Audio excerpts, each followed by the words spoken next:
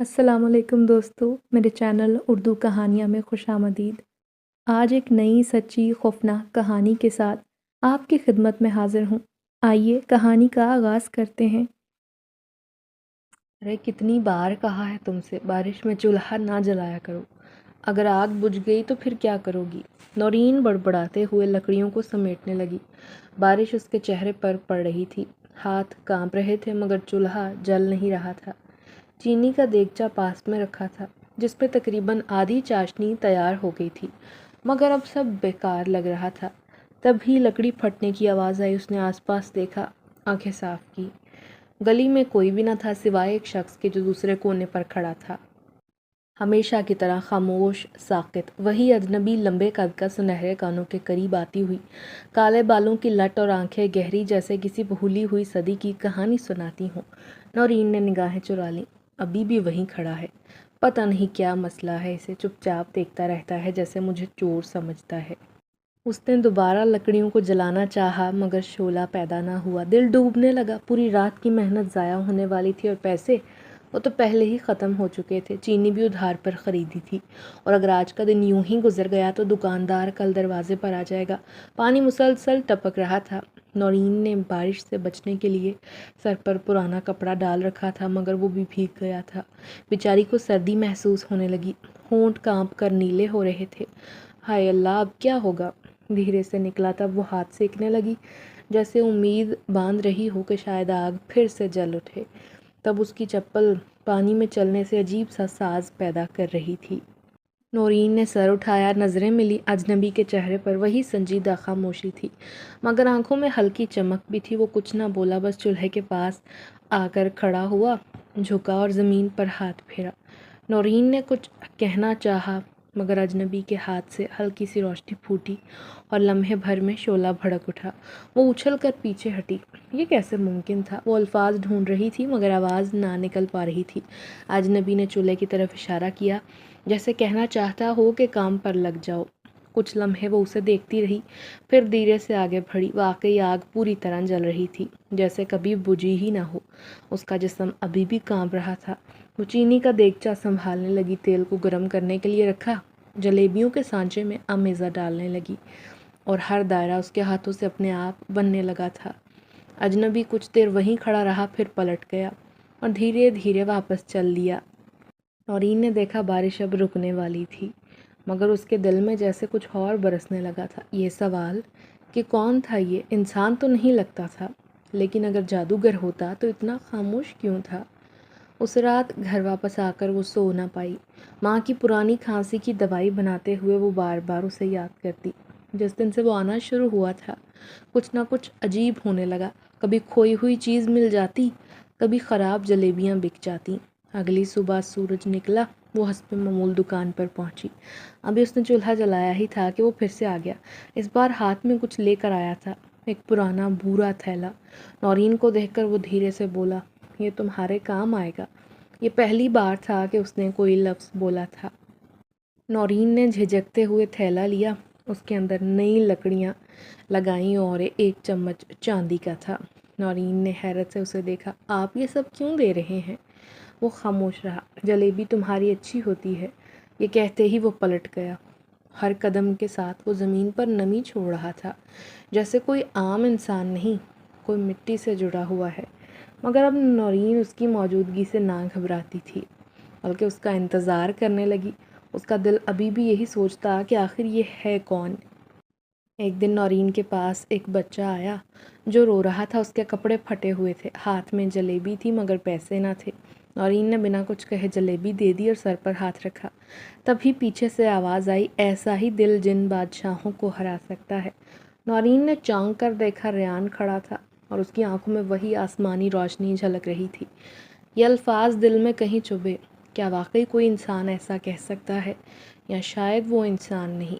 और यहीं से कहानी शुरू हुई उस जलेबी बनाने वाली लड़की की। और वो ऐसा राहगीर था जिसका नाम आसमानी किताबों में लिखा गया था। तुम्हारी जलेबी में तो कुछ ख़ास बात है। रेयान ने आज पहली बार पूरा जुमला मुकम्मल अंदाज में कहा। नौरीन ने चौंक कर देखा। उसके हाथ में देगची थी जिसे वो धीरे धीरे हिला रही थी। क्या मतलब? वो मुस्कुरा दिया। بس دل سے بنتی ہے نا جو وہی چیز ہمیشہ الگ ہوتی ہے۔ یہ کہہ کر وہ چولہے کے نیچے پڑی راکھ کو سمیٹنے لگا تھا۔ نہ تو اس کے چہرے پر کبھی تھکن کے آثار ہوتے، نہ اس کے جوتے کبھی گندے ہوتے۔ وہ روزانہ کی طرح آج بھی جھک کر صفائی کر رہا تھا جیسے اسے کوئی فرق نہ پڑتا ہو۔ تم آج صبح جلدی آ گئے؟ ہاں، تمہیں اکیلا نہیں چھوڑنا چاہیے، اس نے سر اٹھائے بغیر کہا تھا، مگر عجیب بات یہ تھی کہ اس کے انداز میں عجیب عاجزی جھلکتی تھی۔ نورین نے گہری سانس لی اور منہ موڑ لیا، مگر اس کا رویہ وہ کچھ الگ تھا۔ وہ جانتی تھی کوئی بھی اتنی نرمی، اتنی خاموشی سے مدد نہیں کرتا، خاص کر کوئی مرد، کوئی ایسا جو ظاہری طور پر امیر دکھائی دیتا ہو۔ آج صبح جب وہ دکان پر پہنچی تو ریان پہلے سے موجود تھا۔ اس نے سارا سامان ترتیب سے رکھ دیا اور چولہا بھی صاف تھا۔ نورین کو الجھن ہوئی۔ تم یہ سب کیوں کرتے ہو؟ ریان نے صرف اتنا کہا تاکہ تمہیں زیادہ مشقت نہ کرنی پڑے۔ اس دن جب دوپہر کی دھوپ کچھ کم ہوئی، گلی کے آخر سے کچھ بچے آئے اور شور مچانے لگے، جلیبی جلیبی کہنے لگے، اور ریان کو وہ بولی، چینی دینا تو ذرا۔ ریان نے کونے کی طرف دیکھا اور پھر واپس۔ نورین کی چینی ختم ہو گئی تھی۔ اس کا دل بیٹھنے لگا۔ کل رات آدھی چینی اس نے پڑوسی کو دے دی تھی جس کے ہاں فوت کی ہو گئی تھی۔ وہ زمین پر بیٹھا چپ چاپ اور ہاتھ کو دھیرے سے خاک پر پھیرا، کچھ بڑبڑایا، شاید کوئی دعا پڑی، مگر زبان اور لب و لہجہ اجنبی تھا۔ اور پھر لمحے بھر میں زمین سے چینی کا چھوٹا ڈبہ ابھرا، جیسے وہ مٹی کے اندر دفن تھا۔ نورین کے ہاتھ سے دیگچا چھوٹتے چھوٹتے بچا۔ یہ کیسے ممکن ہے؟ ریان نے مٹی جھاڑی، ڈبہ اٹھا کر اس کی طرف بڑھایا۔ تمہارے گاہک انتظار کر رہے ہیں۔ نورین نے ڈبہ لیا اور بنا کچھ کہے چولہے کے پاس آ گئی۔ اس کے دماغ میں اور دل میں سوالوں کا طوفان تھا، مگر ہونٹوں پر خاموشی تھی۔ شام تک دکان پر رونق لگی رہی۔ ریان بچوں کو ترتیب سے بٹھاتا، پانی پلانے میں مدد دیتا اور کبھی کبھار پیسے بھی واپس کر دیتا۔ کل آ جانا بچے، اسے ریان بھائی کہنے لگے تھے۔ نورین حیرت سے دیکھتی تھی۔ اس دن کے بعد وہ روز پہلے آتا، کبھی لکڑیاں لے کر آتا، کبھی خراب سانچے کو ٹھیک کرتا، اور اکثر نورین کی خاموش تھکن کو بھانپ لیتا، مگر وہ کچھ نہ کہتی تھی۔ مگر ریان جان لیتا تھا، باجی کیا آپ واقعی اس لڑکے کے ساتھ رہتی ہو؟ 5 سالہ رخسانہ کی معصوم آواز جب اس کے کانوں میں پڑی تو اس کے ہاتھ سے سانچہ لرز گیا۔ کون لڑکا بیٹا؟ نورین نے نرمی سے پوچھا، مگر اندر کہیں چٹک گیا تھا۔ رخسانہ نے آس پاس دیکھا جیسے کوئی راز بتانا چاہتی ہو۔ وہی جو آپ کے ساتھ بیٹھتا ہے، امی کہتی ہیں وہ آپ کا پتہ نہیں کیا بولی تھی، کچھ برا تھا۔ نورین کے ہونٹ سوکھ گئے۔ اس نے بچی کو چپ کروا کے جلدی سے جلیبی دی، یہ لو جا کے کھاؤ، مگر اس لمحے اسے اندازہ ہو گیا تھا کہ کہیں کچھ بدل رہا ہے۔ لوگ نظریں چرا رہے تھے، چہروں پر مصنوعی مسکراہٹیں تھیں، اور محلے کی عورتوں کے سلام بھی جیسے بوجھ بن گئے تھے۔ 2 دن بعد پہلی بار ایک بزرگ گاہک نے آ کر جلیبی لینے سے انکار کر دیا۔ بیٹا اب تمہاری دکان پر آنا ہمیں زیب نہیں دیتا، یہ کہہ کر وہ نظریں جھکا کر چلی گئی۔ نورین نے سب سن لیا تھا جو اس کے پیچھے بولا جا رہا تھا۔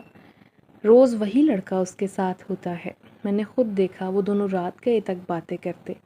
پھر یہ جملہ زہر کی طرح پھیلا، شاید حاملہ ہے اور چھپاتی پھر رہی ہے۔ نورین کو یقین نہیں آیا کہ وہ خالائیں جن کے بچوں کو اس نے پڑھایا، جنہیں وقتاً فوقتاً سالن، روٹی، آٹا بھجوایا، آج وہی اس کے خلاف محلے بھر میں نفرت پھیلانے پر تلی ہوئی تھیں۔ ریان نے جیسے اس کی خاموشی کو بھانپ لیا تھا، بلکہ پڑھ لیا تھا۔ وہ روز آتا، کنارے پر بیٹھ کر کام میں ہاتھ بٹاتا، مگر اس کے چہرے پر اب پہلے جیسا اطمینان دکھائی نہ دیتا تھا۔ آنکھوں میں پرانی تھکن کی پرچھائیاں تھیں۔ ایک شام جب نورین نے دکان بند کرنے کی تیاری کی، اس نے دیکھا کچھ لوگ اندھیرے میں اس کے اسٹال کے گرد گھوم رہے ہیں۔ خطرے کی گھنٹی بجی اور گلی کے کونے سے دھواں اٹھ رہا تھا۔ نورین دروازے سے نکلی اور بھاگ کر دکان تک پہنچی، مگر تب تک سب جل گیا تھا۔ لکڑیاں، شیرہ بنانے کی چینی، سانچے، دیگچیاں، پتیلے، ہر شے راکھ بن گئی تھی۔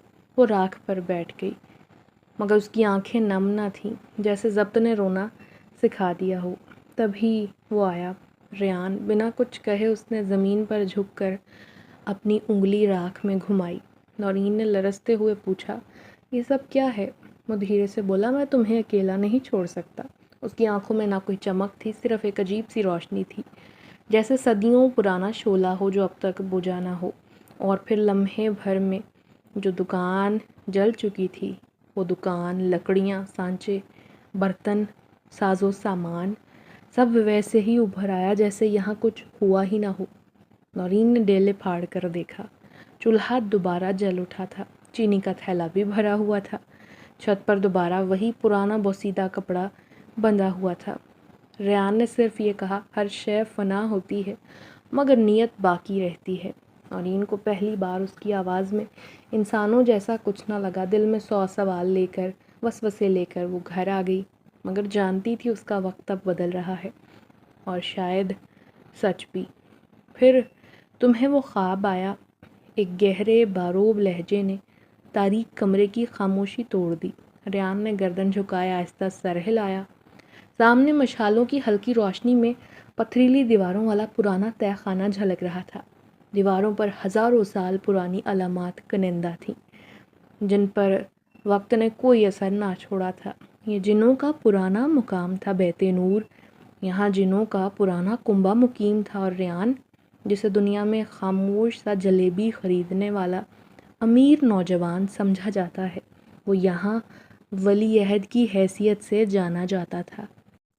ریان شاہ نور کی گرجدار آواز گونجی، جس کے ساتھ ہی کمرے کے مرکز میں لگے فانوس کا نیلا شعلہ مزید بھڑک کر روشن ہو گیا۔ ریان نے نظریں اٹھائیں۔ ان کے ابا حضور جنوں کے بادشاہ تخت آتش پر جلوہ گر تھے۔ نیلی داڑھی نیلی روشنی میں چمک رہی تھی، اور آنکھوں میں ایسی دانائی اور حشمت تھی جو وقت سے ماورا لگتی۔ تمہارے قدم انسانی دنیا میں ضرورت سے زیادہ گہرے ہو چکے ہیں۔ ریان نے کوئی جواب نہ دیا۔ مجلس میں موجود دوسرے جنات میں سے ایک بزرگ اٹھا، حضرت غیاث، جو 700 سال سے خاندان کے روحانی رہنما تھے۔ انہوں نے دھیمے لہجے میں کہا، ہم جانتے ہیں تمہارے دل میں کیا ہے شہزادے، اس دنیا کی بیٹی نورین۔ ریان کی سانسیں رک گئیں۔ وہ تمہارے لیے صرف ایک انسان نہیں رہی، بزرگ جن آگے بڑھے، لیکن اگر تم اسے ہمارے خاندان کا حصہ بنانا چاہتے ہو تو یاد رکھنا، اسے آزمایا جائے گا، یا تو اسے ہمیشہ کے لیے یہ روشنی اندھیروں میں لے جائے گی، یا پھر یہ محبت ہماری سلطنت کو نئی روشنی دے گی۔ تمہارا فیصلہ ہمارے سب فیصلوں پر بھاری ہے۔ ریان نے گہری سانس کھینچی اور دھیمے لہجے میں بولا، میں اسے نقصان نہیں پہنچانا چاہتا، تو سچ بتا دو اسے۔ غیاث نے کہا، بتاؤ کہ تم انسان نہیں۔ وہ ابھی تیار نہیں۔ ریان کی آواز لرز اٹھی، اور شاید میں بھی نہیں۔ مجلس میں خاموشی چھا گئی تھی، تہہ خانے کی فضا خاموش ہو گئی۔ تبھی ایک نوجوان جن تیزی سے اندر داخل ہوا، بھیگا لباس، متفکر چہرہ۔ شاہ نور، ایک مسئلہ ہے۔ بولو تیمور، کیا خبر لائے ہو؟ شاہ نور نے سخت نظروں سے پوچھا۔ نورین پر حملہ ناکام ہوا، مگر وہ دکان جسے شہزادہ ریان نے ازسر نو قائم کیا تھا، اس پر جادو کا اثر ہونے لگا ہے۔ انسانوں میں چیمگوئیاں بڑھ رہی ہیں۔ ریان کا دل دھک سے رہ گیا۔ کسی نے ہمیں دیکھ لیا۔ نورین، تیمور نے نفی میں سر ہلایا۔ نہیں، مگر نورین کے آس پاس کی فضا بدلی ہے، کوئی اور جن طاقت حرکت میں آ رہی ہے۔ شاید وہ جن قبیلے جو انسانوں کے دشمن ہیں۔ شاہ نور کے چہرے پر سایہ سا آیا۔ اگر وہ بیدار ہو چکے ہیں تو ہمیں نورین کو فوراً محفوظ مقام پر لانا ہوگا۔ ریان آگے بڑھا، نہیں، وہ اپنی دنیا سے تنہا الجھی ہوئی ہے، اگر میں اسے اغوا کر کے لایا تو وہ تو مجھ سے ہمیشہ کے لیے خوفزدہ ہو جائے گی۔ بزرگ جن نے کہا، تو اسے اپنے ساتھ باندھنے کا صرف ایک راستہ ہے، نکاح ہے۔ وہ ہے نکاح۔ میں نکاح کے لیے تیار ہوں، اگر وہ بھی ہو۔ شاہ نور نے آخری بار ریان کو دیکھا۔ تمہیں 3 روز دیے جاتے ہیں، 3 دن میں یا تو سچ اسے بتا دو یا تمہیں یہاں واپس بلا لیا جائے گا، وہ بھی ہمیشہ کے لیے۔ عدالت ختم ہوئی۔ ریان تنہا باہر نکلا۔ دل بہت بھاری تھا، قدم بوجھل تھے، اور دل میں ایسی لڑکی کی تصویر تھی جس کی ہنسی اسے اپنی شاہ جنات کی سلطنت سے زیادہ قیمتی لگنے لگی تھی۔ صبح کی مدھم روشنی کمرے میں چھن کر داخل ہوئی۔ نورین کا دل ہلکا سا دھڑکا، شاید آج کا دن کچھ بہتر ہو۔ وہ ہمیشہ کی طرح اٹھی، مگر جوں ہی فرش قدم پر رکھا، عجیب سی کمزوری نے اسے گھیر لیا۔ اس کا سر چکرانے لگا۔ اور آنکھوں کے سامنے دھند چھانے لگی۔ وہ سنبھلنے کی کوشش میں تھی کہ پیٹ میں درد کی لہر اٹھی، قدم لڑکھڑائے وہ بیٹھ گئی۔ اس کے کپڑوں پر سرخی تھی اور فرش پر کچھ قطرے۔ نورین کا چہرہ سفید پڑ گیا۔ یا اللہ، یہ کیا ہو رہا ہے؟ اسی لمحے دروازے پر دستک ہوئی۔ خالہ صفیہ تھی جو ہمیشہ بنا اجازت اندر آیا کرتی تھی۔ نورین نے کچھ چھپانے کی کوشش کی مگر صفیہ نے لال نشان دیکھ لیا اور چیخ ماری، اللہ کی پناہ، استغفر اللہ! ارے یہ تو حاملہ ہے، بغیر نکاح کے! محلے کی دیواریں جیسے جھرجھری لینے لگی۔ جلدی آؤ سب، جلدی آؤ! نورین کا چہرہ سب کے سامنے آ گیا ہے۔ خالہ نے دروازہ کھلا چھوڑ دیا۔ مرد، عورتیں، بچے، غرض سب جمع ہو گئے۔ ہم نے تو پہلے کہا تھا وہ لڑکا روز آتا ہے، اب سمجھ آ گیا؟ کیوں؟ یہ تو شریفوں کی بچی ہی نہ تھی۔ بھائی جلیبی بناتے بناتے کون سا کام کرنے لگی؟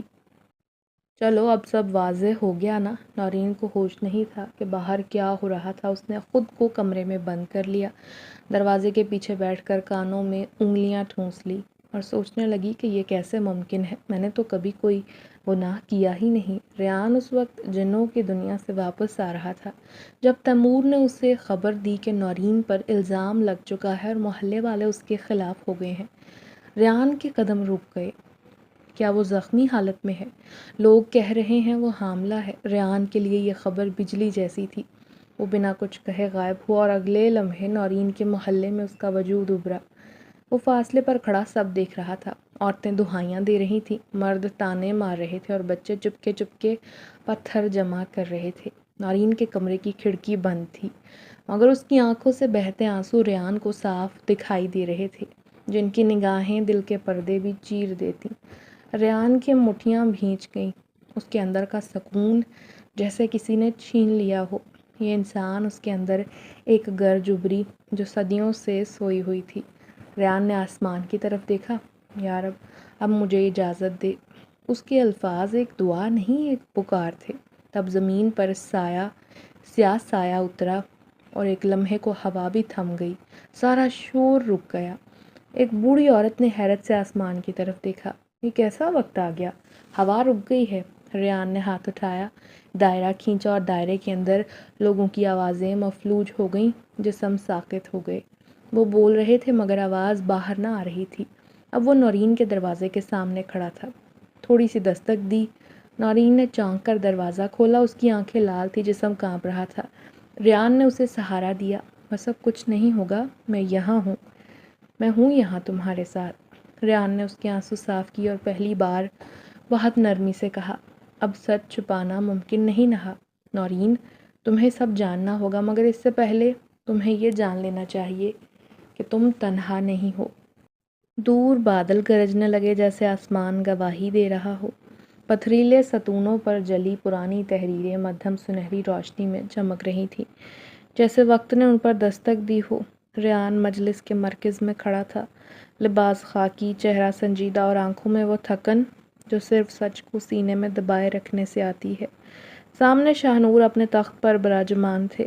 ان کے دائیں جانب بی بی مرجانہ ریان کی والدہ اور بائیں جانب حضرت غیاث دانا جن میں نورین سے نکاح کرنا چاہتا ہوں۔ ریان کی آواز دھیمی تھی مگر پتھر کی طرح مضبوط۔ کیا تمہیں پتہ ہے وہ حاملہ ہے؟ نورین نے پلکیں جھپکیں مگر آنکھوں میں لرزش نہ آئی۔ جی ہاں۔ کیا تم جاننا چاہتے ہو وہ بچہ تمہارا ہے یا نہیں؟ یہ سوال ایک باپ کا نہیں تھا، یہ سوال ایک بادشاہ کا تھا جو اپنے ولی عہد سے جواب مانگ رہا تھا۔ نہیں، میرے لیے یہ جاننا ضروری نہیں، مجھے صرف یہ یقین ہے کہ وہ اکیلی نہیں ہونی چاہیے۔ کمرے میں خاموشی چھا گئی۔ بی بی مرجانہ نے پہلو بدلا اور ایک پرانا صندوق کھولا۔ اس میں سے چمڑے کی جلد میں لپٹی پرانی کتاب نکالی جس پر سنہری الفاظ میں لکھا تھا، اصول نکاح، یعنی جن اور انسان کے درمیان رشتہ نکاح کے قوانین۔ وہ ایک مخصوص صفحے پر انگلی رکھ کر پڑھنے لگے۔ اگر جنزادہ کسی انسان سے رشتہ قائم کرے اور وہ رشتہ محض طلب یا ہمدردی پر مبنی ہو تو رشتہ ناپائیدار ٹھہرے گا، لیکن ہاں، اگر وہ رشتہ قربانی پر قائم ہو، جسم، اختیار اور خون کی قربانی، تو پھر نکاح ازلی ابدی ہوگا۔ شاہ نور نے گہری آواز میں کہا، تم جانتے ہو ریان، اگر وہ بچہ تمہارا ہے تو تم پر فرض ہے اسے اپناؤ، مگر اگر نہیں ہے تب بھی تم نے نورین کو چنا ہے، اسے چھوڑا تو تم صرف ایک عاشق نہیں بزدل کہلائے جاؤ گے۔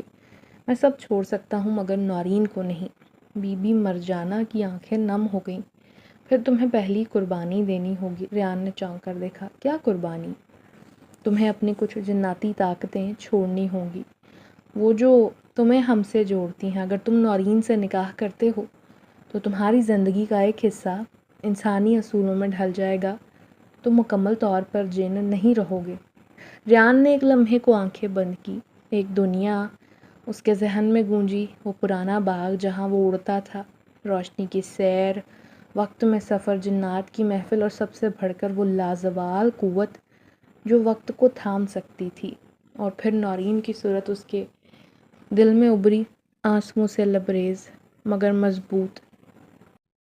تبھی شاہنور نے اپنا عصا واپس کھینچا۔ تو پھر کل چاند کی پہلی روشنی میں تمہیں اپنی طاقت کے ایک حصے کو چھوڑنا ہوگا۔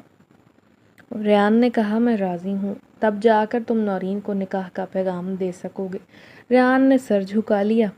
تیار ہو تم اپنی طاقتوں کو الوداع کہنے کے لیے؟ جی ہاں، صرف ایک انسانی لڑکی کے لیے جو اب تک نہیں جانتی کہ جس مرد کی خاموشی اسے سکون دیتی ہے وہ دراصل سکون کا وارث نہیں بلکہ صدیوں کی آگ کا ولی تھا۔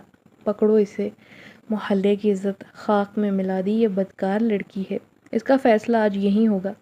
نورین کی چیخ کسی نے نہ سنی، اسے گھسیٹا جا رہا تھا دائیں سے بائیں۔ دو عورتیں لگی تھی، ایک مرد نے اسے زور سے دھکا دیا اور وہ گھٹنوں کے بل زمین پر گری۔ سر پر پڑی چوٹ سے آنکھوں کے آگے دھند چھا گئی۔ خون، مٹی، آوازیں، شور، تھپڑ، تانے، سب کچھ ایک طوفان میں بدل گیا تھا۔ وقت جیسے کسی نے تھام لیا، آسمان جیسے تب ساکت ہو گیا، چرند پرند خاموش ہو گئے۔ ایک گرجدار آواز نے فضا چیر دی۔ ہجوم کے بیچ ریان کھڑا تھا، اس کی آنکھیں دہک رہی تھیں، ایسے جیسے کوئی قدیم وجود اپنی اصلیت میں ابھر رہا ہو۔ تب لوگ اپنے قدموں پر ساکت ہو گئے تھے، کسی کے جسم میں جنبش نہ تھی۔ نورین بے ہوش ہو چکی تھی۔ ریان آگے بڑھا، اس کی حرکتیں دھیمی تھیں مگر ان میں ایسی مہارت تھی جیسے وہ دنیا کے ہر ذرے کو جانتا ہو۔ اس نے نورین کو زمین سے اٹھایا، اس کے چہرے پر ہاتھ پھیرا اور وہ لمحے بھر کو اس کے لمس سے پرسکون ہو گئی۔ تب فضا نے سانس لیا اور دونوں غائب ہو گئے۔ آنکھ کھلی تو عجیب سی روشنی تھی، پرندوں کی آوازیں، کہیں دور سے آتی ٹھنڈی ہوا اور زمین پر جمی ہوئی شبنم۔ نورین نے پلکیں جھپکائیں، دیکھا تو اوپر آسمان نہیں تھا۔ اس نے اٹھنا چاہا تو درد کی لہر پیٹ میں اٹھی، کراہتے ہوئے وہ نیم دراز ہو گئی۔ تب اس نے ریان کو دیکھا، وہ کچھ فاصلے پر پتھر پر بیٹھا تھا، چہرہ پرسکون مگر نظریں زمین پر جمی ہوئی۔ کیا میں مر گئی ہوں؟ نورین کی آواز میں صدیوں کی تھکن تھی۔ نہیں، میں نے تمہیں بچا لیا ہے۔ نورین کی آنکھیں بھیگ گئیں۔ وہ لوگ تو مجھے مارنے والے تھے۔ ریان نے ٹھنڈی سانس لی۔ اگر میں دیر سے آتا تو شاید وہ اپنی وحشت پوری کر دیتے۔ تم نے سب کو کیسے روکا؟ پہلے وہ چپ رہا، پھر بولا، تمہیں سب سچ اب جان لینا چاہیے۔ جو کچھ تم نے دیکھا وہ انسانی طاقت سے باہر تھا نورین، تمہیں یہ جاننا ہوگا میں کون ہوں۔ تبھی ریان اٹھا، چراغ کی طرف اس نے ہاتھ بڑھایا، شعلہ اس کی ہتھیلی پر آیا مگر اسے جلا نہ سکا۔ تب وہ ہوا میں تحلیل ہو گیا، نورین، میں انسان نہیں ہوں۔ ریان کی آواز میں کوئی گھمنڈ نہیں تھا، کوئی ڈر بھی نہیں تھا، صرف سچ تھا۔ اور میرا تعلق جنوں کے شاہی خاندان سے ہے، میں ولی عہد ہوں۔ نورین جیسے ہوا میں جم گئی تھی۔ تو تم جن ہو، وہ مخلوق جو ہم کہانیوں میں سنتے ہیں؟ ریان نے آہستہ سے کہا۔ ہاں بھی اور نہیں بھی، مگر میں تمہیں نقصان پہنچانے نہیں آیا تھا، نہ ہی تمہیں دھوکے میں رکھا۔ میں نے خود کو چھپایا کیونکہ میں تمہارے قریب رہنا چاہتا تھا۔ نورین نے آنکھیں بند کر لیں۔ تو وہ جو دکان دوبارہ بن گئی تھی وہ تمہارا جادو تھا؟ ہاں، اور جو میرے ساتھ ہوا وہ حقیقت تھی۔ ریان کی آنکھوں میں پرانی روشنی سمٹ آئی تھی۔ اگلا لمحہ ان دونوں کے درمیان سب کچھ بدلنے والا تھا۔ میں تم سے نکاح کرنا چاہتا ہوں۔ ریان کی آواز دھیمی تھی۔ تم پاگل ہو گئے ہو کیا؟ ابھی تو تم نے بتایا کہ تم انسان نہیں ہو۔ ہاں، مگر نکاح کی شرط ہے، تمہیں مجھے ویسا ہی قبول کرنا ہے جیسا میں ہوں، اسی شرط کے ساتھ، میرے اصل کے ساتھ اور آنے والی حقیقت کے ساتھ۔ نورین کی پیشانی پر بل پڑ گئے۔ کیا مطلب تم کسی بیماری میں مبتلا ہو یا کوئی جرم کیا ہے؟ وہ چپ رہا۔ تو رات بولنے لگی، چراغوں کی ہلکی روشنی، ٹھنڈی ہوا اور درختوں کی مدھم سرگوشی سب سوال کرنے لگے تھے کہ آخر سچ کیا ہے۔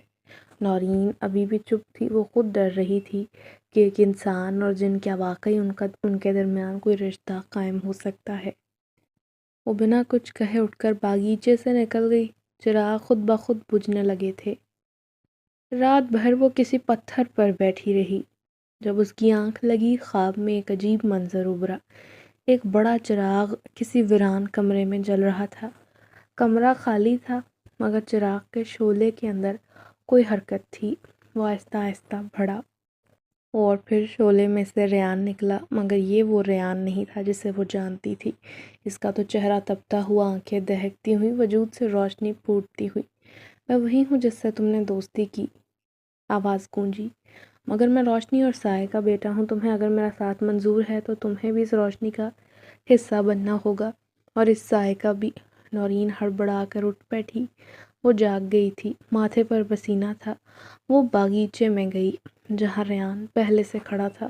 تم کون ہو ریان؟ حقیقت بتاؤ۔ اگر تم میرے ساتھ نکاح کرتی ہو تو میں سب کچھ بتا دوں گا، لیکن اگر تم نے انکار کیا تو تم آزاد ہو۔ میں ہمیشہ کے لیے چلا جاؤں گا۔ نورین نے خود کو بہت اندر تک جھانکا۔ وہ سب کچھ دیکھ چکی تھی، الزام، بدنامی، حملہ، درد، اور ان حالات میں واحد وہی تھا جس نے اسے سہارا دیا تھا۔ ٹھیک ہے، میں تیار ہوں، مگر میری بھی ایک شرط ہے، تم مجھے کبھی اکیلا نہیں چھوڑو گے، چاہے تم جن ہو یا کچھ اور میری زندگی میں سچ کی جگہ ہے، دھوکے کی نہیں۔ ریان کی آنکھوں میں محبت تھی۔ وعدہ رہا، اب تم میری دنیا کی روشنی ہو۔ نورین اسی لمحے فضا میں ہلکی سی آواز گونجی، جیسے کسی پرانے قانون نے خود کو تسلیم کر لیا ہو، اور یوں انسان اور جن کے درمیان وہ وعدہ بندھ گیا تھا جس نے دونوں کی تقدیر بدلنی تھی۔ ازل سے ابد تک شادی کو بھی چند ہفتے گزرے تھے۔ نورین آہستہ آہستہ ریان کے ساتھ اپنی زندگی کو سمجھنے کی کوشش کر رہی تھی۔ وہ جانتی تھی کہ اس کا شوہر جن ہے، مگر وہ ایک محافظ بن کر ہر قدم پر اس کے ساتھ کھڑا رہا۔ وہ ایک ایسی زندگی گزار رہی تھی جس میں رات کے وقت باغیچوں میں چراغ خود بخود روشن ہوتے، صبح ہواؤں میں خوشبو تیرتی، اور کچھ پرانی کتابیں خود بخود صفحے پلٹتی۔ وہ یہ سب قبول کر چکی تھی، ایک جن کی بیوی ہونے کی حقیقت۔ اس دن جب ریان کہیں باہر گیا ہوا تھا، نورین اس کی کتابوں والی الماری میں سے کچھ تلاش کر رہی تھی۔ تبھی اسے ایک پرانا سیاہ رنگ کا ٹیپ دکھائی دیا، جسے الماری کے کونے میں چھپایا گیا تھا، جیسے اس پر گرد جمی ہو، مگر ہاتھ لگاتے ہی وہ روشن ہو گیا۔ اس نے وہ فائل کھولی۔ وہ ایک میموری کارڈ جیسا تھا۔ کمرہ نیم تاریک تھا، میوزک بج رہا تھا۔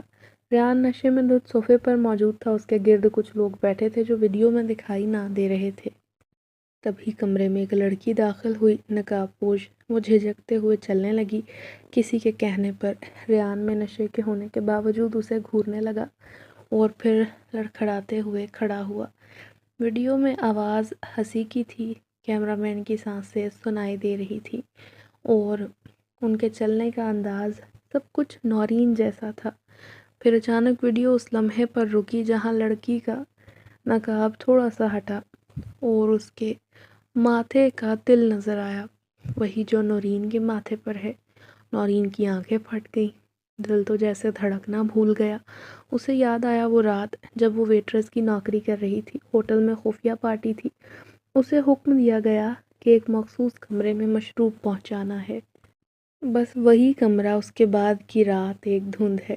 صبح وہ گھر میں تھی، جسم بوجھل، کپڑے بکھرے ہوئے اور ذہن خالی۔ تب اس کی طبیعت بگڑنے لگی، کمزوری متلی، اور کچھ ہفتے بعد وہی حقیقت کہ وہ حاملہ تھی۔ ویڈیو کے اختتام پر ریان، جو نشے میں تھا، وہ کہتا، کاش میں ہوتا۔ نورین نے ویڈیو بند کی، زمین پر بیٹھ گئی، پورا جسم کانپ رہا تھا۔ ریان جب واپس آیا، دروازہ کھلا، نورین اسی حالت میں بیٹھی ملی۔ اس نے ایک نظر ویڈیو پر پڑی اسکرین پر ڈالی اور فوراً سمجھ گیا کہ یہ کیا ہے۔ ریان، نورین کی آواز بھاری تھی، جیسے ہر لفظ ایک بوجھ ہو۔ ریان نے کچھ کہنا چاہا، مگر اس کے ہونٹ کپ کپانے لگے۔ اس نے صرف اتنا کہا، یہ میں نہیں جانتا تھا، کیا یہ میں ہوں؟ نورین کی آنکھوں سے آنسو بہنے لگے۔ ریان نے ویڈیو کی طرف ہاتھ بڑھایا، اسے بند کیا اور نظریں جھکا لیں۔ پھر ایک لفظ کہے بغیر وہ پلٹا اور دروازہ کھول کر باہر نکل گیا۔ نورین اکیلی رہ گئی، اپنے ماضی، اپنے دکھ اور اس سوال کے ساتھ، کیا یہ اس کی زندگی میں آنے والی روشنی تھی؟ دراصل ایک صدیوں پرانی تاریکی تھی۔ رات لمبی تھی مگر ریان کا سکون اس سے بھی زیادہ گہرا اندھیرا بن چکا تھا۔ وہ پہاڑوں کے اس پار پرانے جنگل میں جا پہنچا تھا، جہاں وہ ان چند دوستوں سے ملنے آیا تھا جن پر ابھی بھی اسے بھروسہ تھا، تیمور، ذوالفقار اور نادر، تینوں جن دنیا کے مختلف کونوں میں کام کرتے تھے مگر ریان کے کہنے پر ایک اشارے میں حاضر ہو گئے۔ ریان نے سب کچھ سنایا، ویڈیو، نورین کا خوف، اس کی خاموشی اور وہ دل جو ایک ناقابل انکار حقیقت تھی۔ ذوالفقار نے ماتھے پر ہاتھ رکھا۔ یہ ویڈیو، یہ پورا سیٹ اپ، یہ یقیناً شیراز کی چال ہو سکتی ہے۔ شیراز؟ ریان کی آنکھیں دہکنے لگیں۔ نادر نے سر ہلایا۔ ہاں، وہ پچھلے کچھ سالوں سے انسان لڑکیوں کو نشے اور جادو کے ذریعے فریب میں لا کر ان کی ویڈیو بناتا ہے، بعد میں انہیں بلیک میل کرتا ہے، بلکہ کچھ کو تو وہ بازاروں میں بیچ چکا ہے۔ ریان کا دل دھک سے رہ گیا۔ اور تم لوگ چپ رہے؟ تیمور آگے بڑھا۔ ہمیں علم نہیں تھا کہ وہ تمہارے آس پاس تک آ چکا ہے اور وہ تمہیں بھی اپنی بچھائی گئی بساط میں لانا چاہتا تھا۔ ریان کا تو خون کھولنے لگا۔ یعنی جو ہوا وہ سوچی سمجھی چال کے مطابق تھا۔ میں نشے میں، نورین بے ہوش اور سب ایک ویڈیو میں محفوظ۔ نادر نے ہاں میں سر ہلایا۔ اور وہ ویٹرس نورین بس اتفاقاً نہیں تھی، وہ تو شیراز کے چنگل سے نکل گئی، مگر اندازہ نہیں کہ وہ اب کس عذاب سے گزر رہی ہے۔ وقت آ گیا ہے کہ وہ جواب دے۔ اگلی صبح ان کی ریاست کے دارالحکومت میں ریان اور اس کے ابا شاہ نور جادوئی عدالت میں داخل ہوئے۔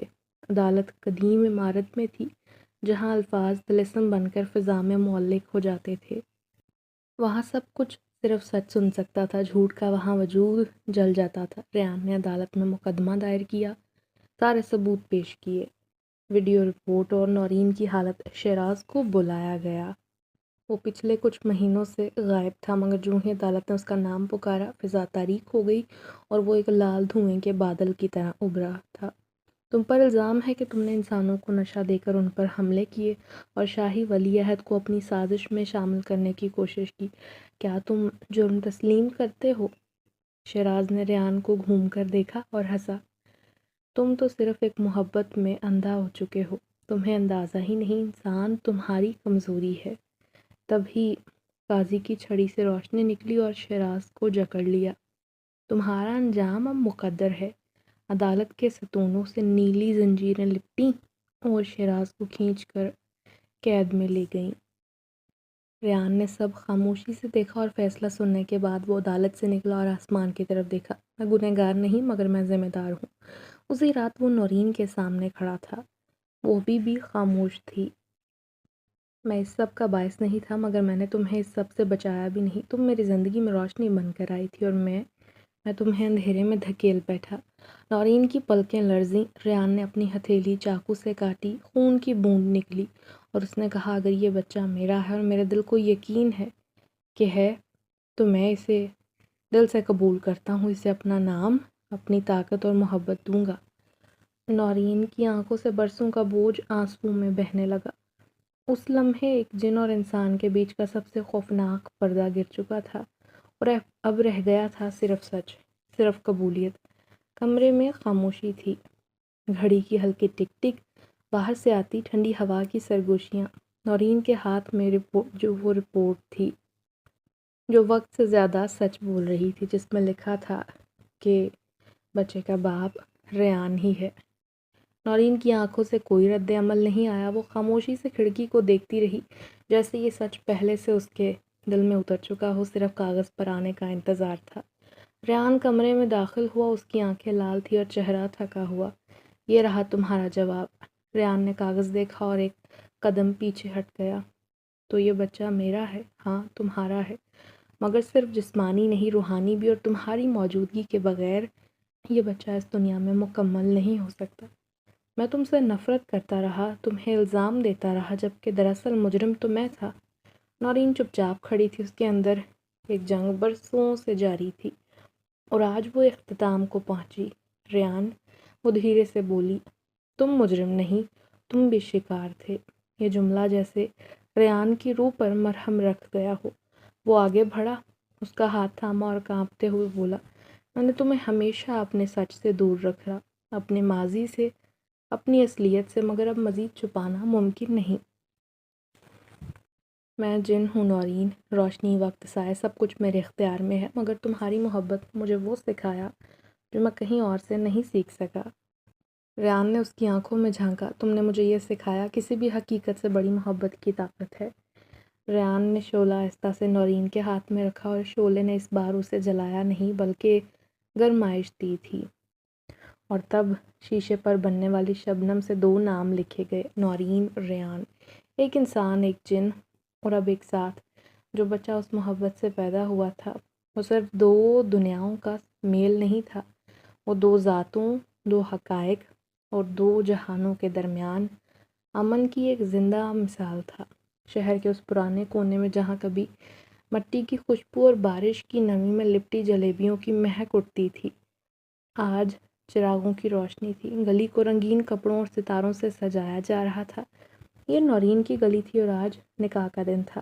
ریان سفید لباس میں ملبوس تھا، اس کی انگلی میں پرانی انگوٹھی تھی جو نسل در نسل جن ولی عہد کی نشانی تھی، چہرے پر وہی وقار مگر آنکھوں میں نئی روشنی، سکون۔ نورین گہرے سبز رنگ کے لباس میں، بالوں میں ستارے سجائے ہوئے ہنستی ہوئی بیٹھی تھی۔ پہلے وہ تنہا اور بے سہارا تھی، آج وہی نورین جن بادشاہ کی دلہن بننے جا رہی تھی۔ چہرہ اس کا نکھرا ہوا تھا، آنکھوں میں نور تھا، ادھر انسان حیرت میں تھے۔ اور پھر نکاح کی دعا جو ہی ختم ہوئی، آسمان پر ستاروں نے ایک مخصوص دائرہ بنایا۔ ریان نے بیوی کا ہاتھ تھاما، آج تم صرف میری بیوی نہیں نورین، تم میرے خاندان کی عزت، میری قوم کی رہنما اور میرے دل کا سکون ہو۔ نورین نے مسکرا کر کہا، اور تم میرے زخموں کا مرہم، میرے بچے کے باپ اور میری ہر دعا کا جواب ہو۔ نکاح مکمل ہوتے ہی شاہ نور نے تخت پر کھڑے ہو کر اعلان کیا، آج سے نورین جن سلطنت کی شہزادی ہے اور ان کا بیٹا دونوں جہانوں کا وارث، انسانوں کی رحمت اور جنوں کی طاقت ہے۔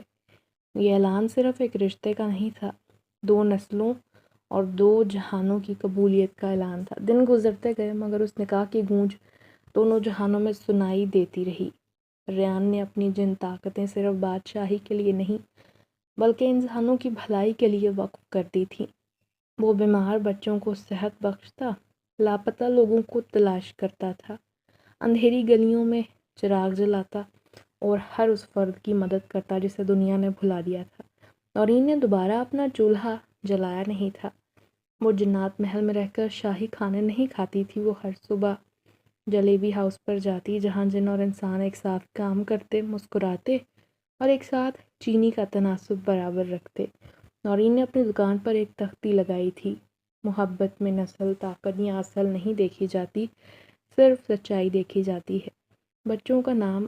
اپنے بچے کا نام انہوں نے ایان رکھا، یعنی نور کا وارث۔ ایان جب بھی روتا ہلکی بارش برسنے لگتی اور جب مسکراتا پھول کھلتے، اور کبھی کبھی رات کے پچھلے پہر جب ہوا بالکل ٹھہر جاتی، گلی میں جلیبیوں کی مہک پھیلتی تو لوگ سمجھ جاتے ریان اور نورین پھر سے آگے ہیں اور ایک ساتھ دسترخوان پر بیٹھے چائے میں ڈوبی جلیبی کھاتے، انسان اور جن کے بیچ وہ محبت بانٹتے ہیں جو دونوں جہانوں کے لوگوں کے لیے ایک نئی محبت کی داستان بن کر ظاہر ہوئی تھی۔